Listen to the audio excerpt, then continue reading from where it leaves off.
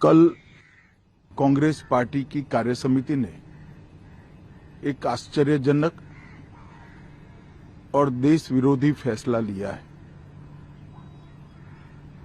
उन्होंने अपनी पार्टी के 37 के रिजोल्यूशन को फॉलो करते हुए महान वंदे मातरम गीत के 2 ही छंद गाने का फैसला किया है। मैं इस समय पर पूरे देश को याद कराना चाहता हूं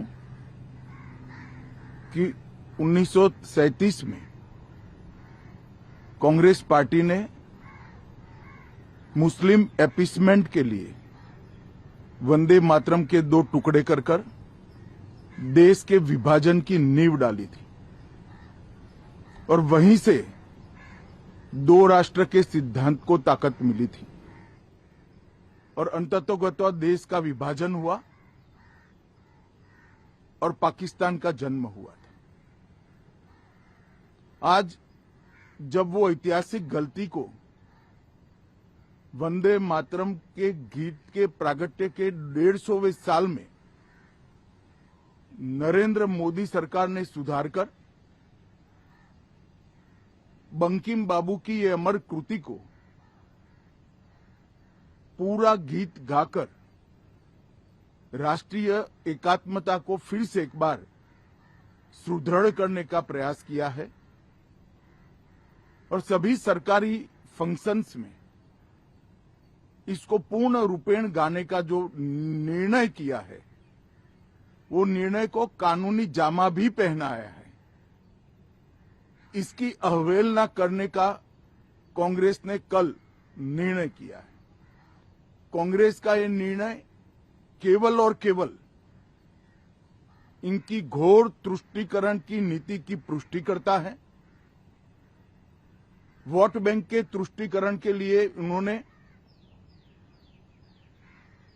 स्वर्गीय बंकिम बाबू के इस अमर कृति का न केवल अपमान किया है, वो लाखों शहीदों का भी अपमान किया है जो वंदे मातरम का नारा लगाते लगाते देश की आजादी के लिए फांसी पर चढ़ गए, जिन्होंने कई साल जेल में काटे।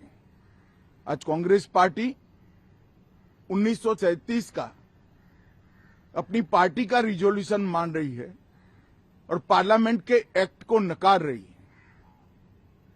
मुझे तो बड़ा आश्चर्य है, श्री राहुल गांधी की नेतृत्व में कांग्रेस पार्टी फिर एक बार इस देश में तुष्टीकरण की राजनीति को पुरजोश तरीके से आगे बढ़ा रही है। मैं देश की जनता को अपील करना चाहता हूं कि एक बार इस देश ने गलती करी थी वंदे मातरम के 2 टुकड़े होने देने की और एक गलती के गंभीर परिणाम हमने भुगते हैं। अब देश की जनता एकजुट हो और कांग्रेस पार्टी के इस फैसले के खिलाफ आवाज बुलंद करे कि अब इस देश में तुष्टीकरण की राजनीति नहीं चलेगी। ये आजाद देश है।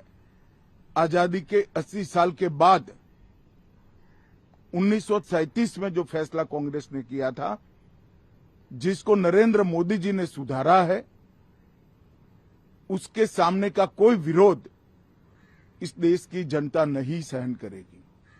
भारतीय जनता पार्टी कांग्रेस पार्टी के इस फैसले की कड़ी निंदा करती है और हम इसका जनता के बीच में और विधायी सदनों में भी पुरजोश विरोध करेंगे।